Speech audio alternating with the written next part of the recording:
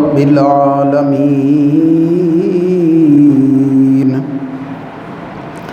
والصلاة والسلام على سيد الأنبياء والمرسلين أما بعد فأعوذ بالله من الشيطان الرجيم بسم الله الرحمن الرحيم إن الذين يؤذون الله ورسوله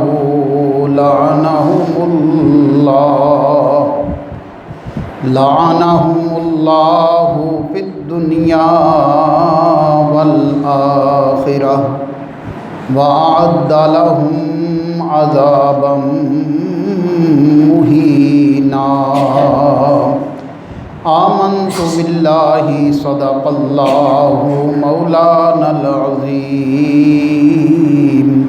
وصدق رسوله النبي الكريم قال الله تبارك وتعالى في شان حبيبه مخبرا وآمرا إن الله وملائكته يصلون على النبي يا أيها الذين آمنوا صلوا عليه وسلموا تسليما الصلاة والسلام عليك يا سيدي يا رسول الله وعلى آلك وصحابك يا حبيب الله الصلاة والسلام عليك يا سيدي يا نبي الله وعلى آلك وصحابك يا خاتم النبیین سب سے اولا ہمارا نبی سب سے بالا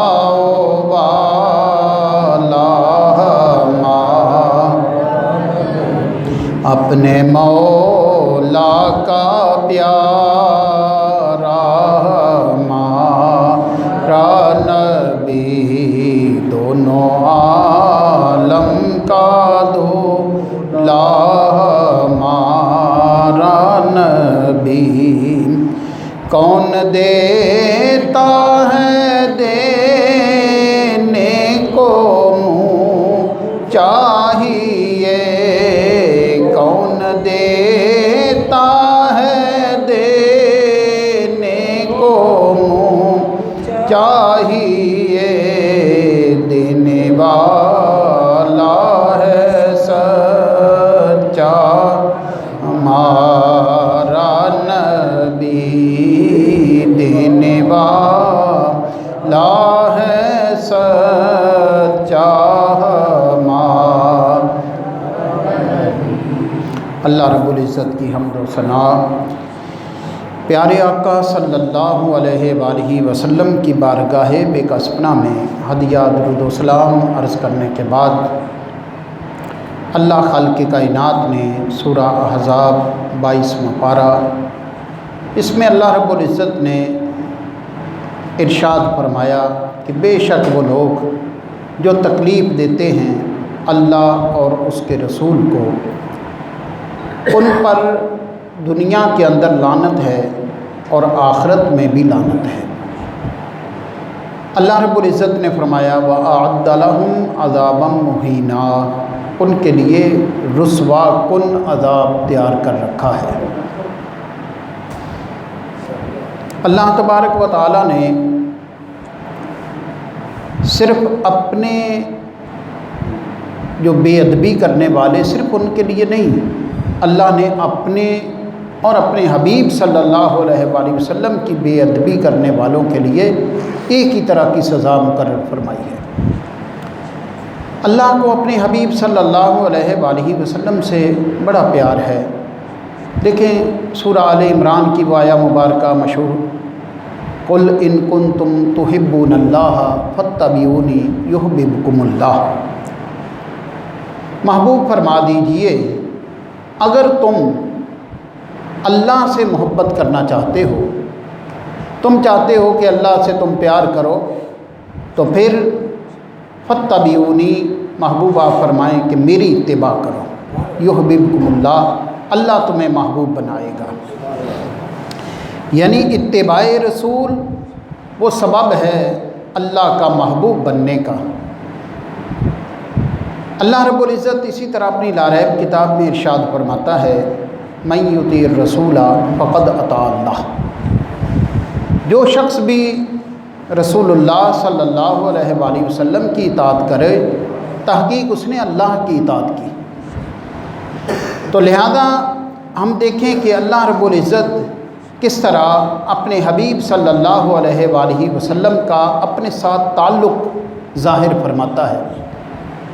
اللہ نے کتنا تعلق اپنے حبیب صلی اللہ علیہ وسلم کی ذات کے ساتھ ہے، اللہ کا تعلق، اس کو اللہ نے بڑے خوبصورت انداز کے اندر بیان فرمایا۔ اس آیت مبارکہ کی روشنی میں دیکھیں کہ ہر بندہ چاہتا ہے کہ اللہ اس سے پیار کرے، اور بندہ مومن کی بھی خواہش ہوتی ہے کہ میں اللہ سے پیار کروں، لیکن اللہ رب العزت نے جو پیار کا رستہ اللہ سے جڑنا ہے، اس کو اللہ نے اپنے حبیب صلی اللہ علیہ وسلم کے در کے ساتھ جوڑ دیا، آپ کی بارگاہ کے ساتھ جوڑ دیا کہ تم اتباع رسول کرو، تو یہ نسخہ، یہ طریقہ تمہارے پاس وہ ہے کہ جس سے اللہ تمہیں اپنا محبوب بنا لے گا۔ اور پھر خالق کائنات اپنے حبیب صلی اللہ علیہ وآلہ وسلم کو اس قدر پیار کے جو رسول اللہ صلی اللہ علیہ وسلم کی اطاعت کر لے گا، اللہ فرماتا ہے اس نے میری اطاعت کر لی۔ جو نبی پاک صلی اللہ علیہ وسلم کی اطاعت کرے، اللہ فرماتا ہے فقد اطاع اللہ، تحقیق اس نے اللہ کی اطاعت کی۔ خالق کائنات نے اپنے محبوب صلی اللہ علیہ وآلہ وسلم کو بڑا با اختیار پیغمبر بنا کر بھیجا ہے۔ پیارے آقا صلی اللہ علیہ وسلم اللہ کے لاڈلے اور اللہ کی طرف سے عطا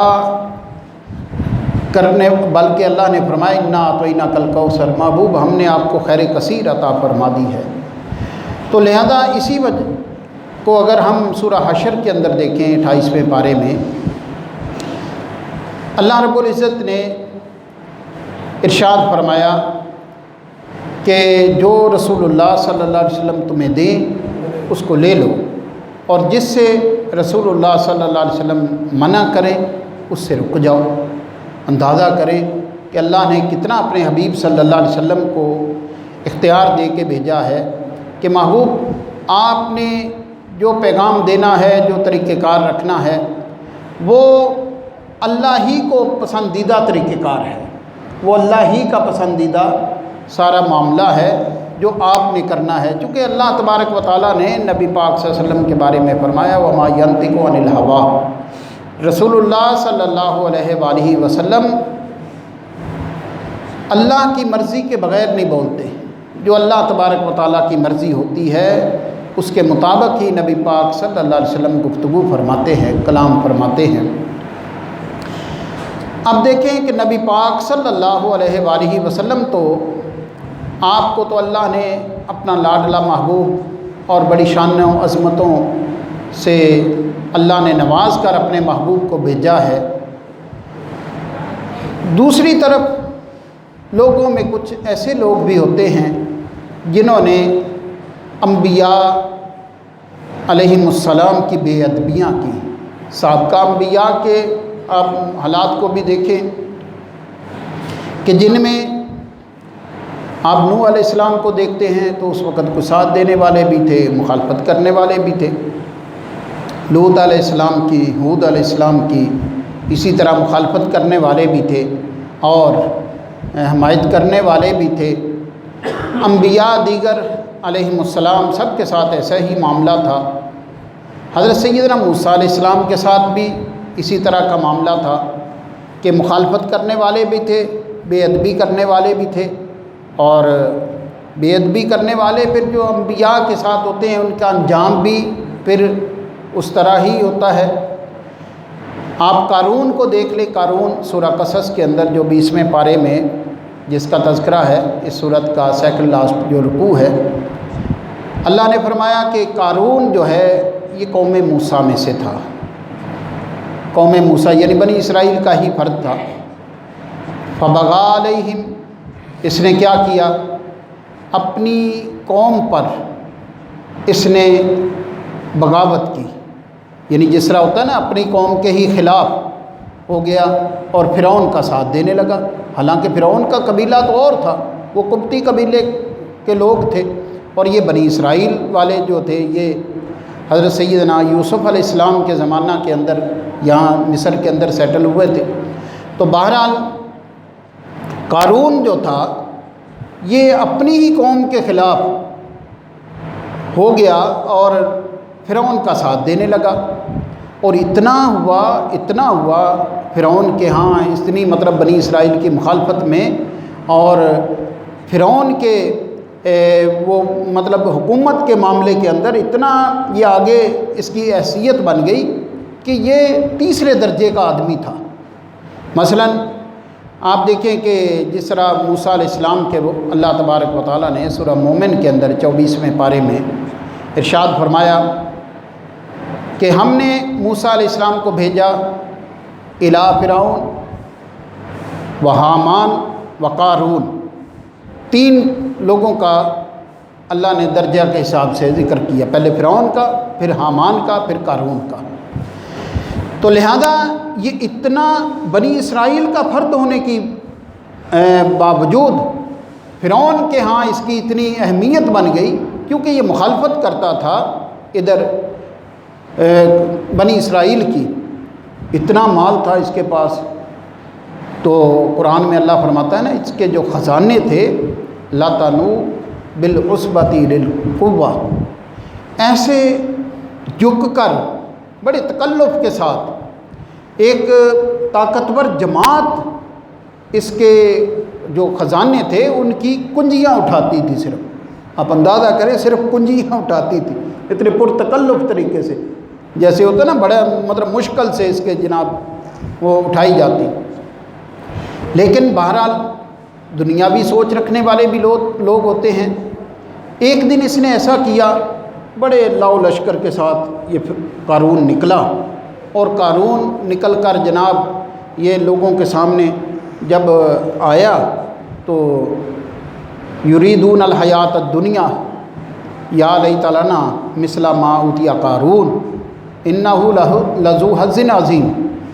جب یہ شانوں مطلب دنیاوی ٹھاٹ باٹ کے ساتھ بڑا زرق برق ہو کر لوگوں کے سامنے آیا جن کی سوچ دنیاوی تھی، وہ کہنے لگے کہ کاش کہ ہمارا بھی اس طرح کا ہی کوئی حیثیت ہوتی، ہم بھی اس طرح کا کوئی خزانہ ہمارے پاس بھی ہوتا جس طرح قارون کو ملا ہے، بڑا خوش قسمت ہے۔ تو بہرحال اس وقت جو لوگ اللہ کی طرف رجوع کرنے والے تھے انہوں نے کہا ویلکم ثواب اللہ خیر لمن آمن وعمل صالحا، وہ کہنے لگے کہ تمہارے لیے ہلاکت ہو، کیسی باتیں کرتے ہو، یہ اتنا مال جو لے کر جا رہا ہے، اتنا مطلب گھوڑے اس کا پورا لاؤ لشکر جا رہا ہے، تو یہ تو اس طرح کی خواہش کرنے کی بجائے جو اللہ کے ہاں ہے ایمان والوں کے لیے اور نیک اعمال کرنے والوں کے لیے وہ اس سے بہتر ہے۔ ولا یلقاها الا الصابرون، اللہ نے فرمایا کہ بہرحال وہ ملے گا ان کو جو صبر کرنے والے ہیں، صبر کرنے والوں کو اللہ کے ہاں جو بہتر ہے وہ عطا کیا جائے گا۔ لیکن بہرحال ایک وقت آیا پھر اس کے بعد یہ دھنسا دیا گیا زمین میں، وبدارہ، یہ خود بھی دھنس گیا اور اس کا وہ جو محل تھا وہ بھی دھنس گیا۔ اور اللہ فرماتا ہے جس وقت اس کا دھنس رہا تھا، نیچے جا رہا تھا، اس کے پاس اللہ کے سوا کوئی مدد کرنے والا نہیں تھا، یعنی کوئی جو جن کے ساتھ اس نے مطلب اپنی وہ بنائی تھی فرعون کے ساتھ، حامان کے ساتھ، ہوتا نا اس وقت حامان کہتا کہ بھائی میں تیرے گھر کو اوپر کر لیتا ہوں، اتنی کہاں تھی اس کے پاس ہاں اللہ کر سکتا تھا، لیکن اللہ سے تو اس نے بنائی نہیں تھی، اللہ سے تو پہلے ہی بگاڑی ہوئی تھی۔ تو جب اللہ سے بگاڑی ہوئی تھی تو پھر اس وقت کام مصیبت میں تو اللہ ہی آتا ہے، تو لیکن جس وقت اللہ سے نہیں بنائی تو پھر مصیبت میں بندے نے پھر غرق ہی ہونا ہوتا ہے۔ تو اس لیے جب یہ غرق ہو رہا تھا اس وقت وہی لوگ جو پہلے کہتے تھے کہ ہم جو ہیں کاش کے قارون جیسے ہوتے، تو اب وہ کہتے کہ لولا لخسف بنا، اچھا ہی ہو گیا کہ ہم اس جیسے نہیں تھے ورنہ آج ہم بھی دنسا دیے جاتے۔ یعنی جب عذاب کو دیکھا اس وقت کہا۔ اب اس کے ساتھ یہ معاملہ کیسے پیش آیا؟ معاملہ اس طرح پیش آیا کہ جس وقت اس کے پاس اتنا خزانہ تھا، وہ خزانہ تو اس کے پاس تھا بہت سارا، لیکن موسیٰ علیہ السلام نے اس کو کہا کہ بھائی تم چونکہ قوم موسیٰ میں سے تھا، اس کو کہا گیا کہ تو خرچ کر اللہ کی راہ میں، تیرے پاس اتنی دولت ہے۔ یہ دولت خرچ کرنے سے بھی انکار کر دیا، اور پھر اس وقت یہ باقاعدہ کہنے لگا کہ یہ تو میری اپنی پلاننگ کی وجہ سے ہے، یہ اللہ نے تھوڑا مجھے دیا ہے، یہ تو میرے اپنے جو میں نے کاروباری مجھے دو پیج آتے ہیں اس کی وجہ سے میں نے اتنا مال کمایا ہے، یہ اللہ کا دیا ہوا نہیں ہے۔ تو جب معاذ اللہ ایسی جرت کے ساتھ یہ باتیں کرنے لگا تو اس وقت پھر یہاں تک ہی نہیں رکا، بلکہ موسیٰ علیہ السلام پر ایک الزام بھی لگایا۔ معاذ اللہ موسیٰ علیہ السلام پر کسی مطلب ایسے عورت کے بارے میں الزام لگایا۔ تو موسیٰ علیہ السلام جس وقت بیان کر رہے تھے تو اس وقت یہ کہنے لگا جی پہلے اس کا جواب دیں۔ موسیٰ علیہ السلام چونکہ اللہ کے پیغمبر، اس وقت جب آپ نے بات سنی تو اس خاتون کو سامنے لایا گیا، تو اللہ کے پیغمبر کی بات کے اندر ایک وزن ہوتا ہے۔ اللہ کے پیغمبر جب بات کرتے ہیں تو ان کے اندر ایک روب ہوتا ہے، جیسے ہمارے نبی صلی اللہ علیہ وآلہ وسلم آپ آرام فرما رہے تھے، کافر تلوار لے کے آیا اور تلوار لے کر آ کے کہنے لگا محمد صلی اللہ علیہ وسلم بتائیے میرے ہاتھ سے آپ کو کون بچائے گا؟ آپ نے فرمایا اللہ۔ یہ لفظ اللہ بولنا تھا، اس کے ہاتھ سے تلوار گر گئی۔ آپ اندازہ کریں اللہ اپنے پیغمبر کو، اللہ اپنے محبوب صلی اللہ علیہ وسلم کو کس قدر طاقت بخش رہا ہے۔ کوئی ہاتھ نہیں اٹھایا، کوئی نہیں، صرف لفظ اللہ بولا آپ نے تو اس کے ہاتھ سے تلوار گر گئی۔ تو اس وقت بہرحال اللہ تبارک و تعالیٰ اپنے پیغمبروں کو ایک خاص طاقت اور گفتگو کی طاقت بھی عطا فرماتا ہے۔ تو موسیٰ علیہ السلام نے جب عورت کو مخاطب کر کے حقیقت پوچھی تو اس عورت نے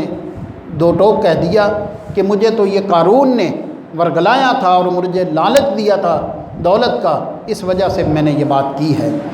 تو بہرحال بات کرنے کا مقصد یہ کہ گستاخی کی سیدنا موسیٰ علیہ السلام کے ساتھ تو اللہ نے زمین میں ہی دنسا دیا، اللہ نے اس کے گھر کے ساتھ ہی دنسا دیا، اس کا محل جو تھا، اس کا گھر جو تھا وہ بھی باقی نہ رہنے دیا۔ اللہ نے اس کو، اس کے خزانے ہر سب کو جو ہے اس کے زمین کے اندر دھنسا دیا۔ تو یہ بات ہے حضرت سیدنا موسیٰ علیہ السلام کی۔ دیگر انبیاء کے ساتھ بھی جو گستاخی کرنے والے تھے ان کا انجام ہوا، اور جو گستاخی کرے ہمارے آقا صلی اللہ علیہ وآلہ وسلم کی، اس کے لیے بھی اللہ نے ایک فیصلہ فرمایا ہے۔ ایک تو اللہ تبارک و تعالیٰ نے دنیاوی فیصلہ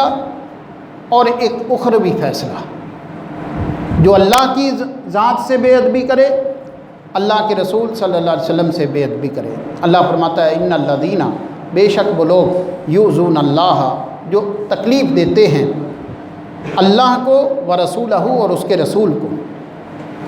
یہاں رسول سے مراد ہمارے آقا صلی اللہ علیہ وآلہ وسلم ہے،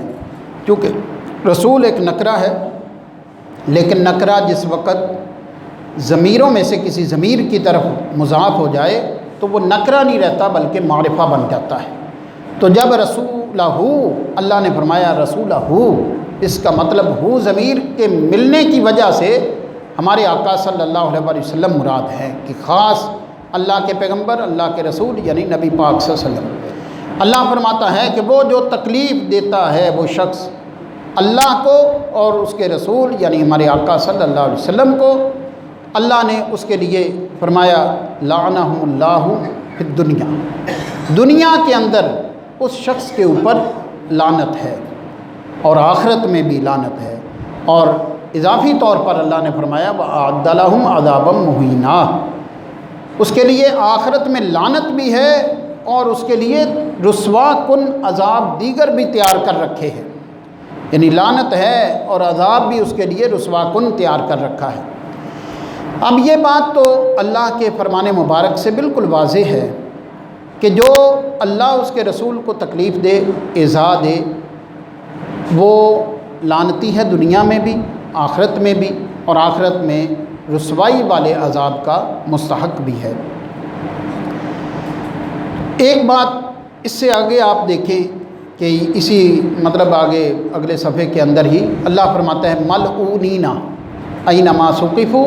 اخذوا وقتلوا تقتیلا، کئی لوگ بڑے بڑے نرم لہجے اختیار کریں گے اس معاملے کے اندر، باقی اپنے معاملات کے اندر کسی کے ایک انچ بھی جگہ کی جاتی ہو نا وہ سر پھاڑنے پہ آ جاتا ہے، اور نبی پاک صلی اللہ علیہ وسلم کی بے ادبی کے معاملات ہوں تو ایسے چپ ہو جاتے ہیں، حالانکہ نبی پاک صلی اللہ علیہ وآلہ وسلم کی ذات سے محبت یہ ایمان کی علامت ہے، جس کے دل میں نبی پاک صلی اللہ علیہ وسلم کی محبت نہ ہو وہ مومن نہیں ہو سکتا۔ اللہ کے نبی صلی اللہ علیہ وسلم نے خود ارشاد فرمایا لا یؤمن احدکم حتی اکون احب الیہ من والدہ وولدہ والناس اجمعین، تم میں سے کوئی شخص بھی اس وقت تک مومن نہیں ہو سکتا جب تک وہ مجھے اپنے ماں باپ، اپنی اولاد اور تمام لوگوں سے زیادہ محبت نہ کرے۔ تو لہذا یہ تو نبی پاک صلی اللہ علیہ وسلم نے فیصلہ کر دیا اپنی ذات کے بارے میں، تو لہذا سب سے زیادہ پیار نبی پاک صلی اللہ علیہ وسلم کی ذات سے ہونا چاہیے، اور آپ سے ہی پیار جو ہے وہی بندے کی ایک مومن کی زندگی کا معیار ہے۔ آپ کی بات ہو، آپ کی ذات کے بارے میں کوئی گستاخی ہو تب مومن کی غیرت جاگنی چاہیے۔ کئی باتیں ایسی جن پر ہماری غیرت سونی چاہیے وہاں جاگتی ہے، اور یہ تو سب سے اہم مسئلہ ہے۔ آپ دیکھیں کہ یہاں پر اللہ نے فرمایا ملعونین، جو یہ اسم مفعول کا صیغہ ہے، جن پر لعنت کی گئی، جن پر لعنت کی گئی، پیچھے فرمایا ان پر لعنت ہے، اب فرمایا جن پر لعنت کی گئی ہے ان کا فیصلہ اللہ نے خود فرما دیا۔ کرنا کیا ہے ان کے ساتھ، جو لعنت زدہ لوگ ہیں ان کے ساتھ کیسا رویہ ہونا چاہیے؟ اللہ فرماتا ہے اخذوا، یہ گلیوں بازاروں میں پھرنے کے قابل نہیں ہیں، ان کو گرفتار کرو، اور اینما ثقفوا، جہاں کہیں بھی ملے، یہ تمہیں کہیں مسجد میں بھی مل جائیں ایسے لوگ تو ان کو گرفتار کرو، یہ کسی بھی جگہ پہ ہوں، کہیں پر بھی ہوں، جو گستاخ رسول ہے اس کو پکڑو، گرفتار کرو، وَقُتِّلُوا تَقْتِيلًا۔ اس کے بعد یہ ہے کہ اس کا جرم اگر بنتا ہے، آپ تفتیش کر لو، جرم اس کا بنتا ہے تو اس کی سزا ایک ہی ہے، بس قتل، اس کے علاوہ تو دوسری سزا ہی کوئی نہیں ہے۔ تو لہذا جو بھی گستاخ رسول ہو اللہ کا، اور اللہ نے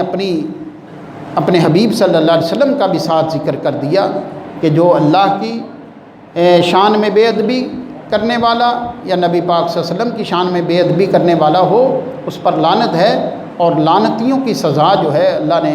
یہ بیان فرما دی کہ جہاں کہیں بھی تم انہیں پاؤ گرفتار کرو اور قتل کرو اگر جرم ان کا ثابت ہے۔ تو لہذا جو لوگ غیر مسلم ہیں وہ بڑی کوششیں کرتے رہتے ہیں، کوئی نہ کوئی طریقہ کرتے رہتے ہیں کہ جس سے مسلمانوں کو چیک کرتے رہیں۔ بہرحال اللہ کی یہ ایک بڑی شان ہے کہ اللہ تبارک و تعالیٰ نے نبی پاک صلی اللہ علیہ وسلم کے زمانہ طیبہ سے لے کر اس وقت تک اور پھر بعد میں قیامت تک کی اللہ نے ایسا انتظام کیا ہوا ہے کہ جس زمانے کے اندر بھی کوئی گستاخ اگر کوئی نبی پاک صلی اللہ علیہ وسلم کی شان میں بے ادبی کرے گا تو اس کو کوئی نہ کوئی سزا ضرور دے دے گا۔ ہمارے ملک کے اندر بھی ایسی مثالیں موجود ہیں، تو اس لیے جب اس کو سزا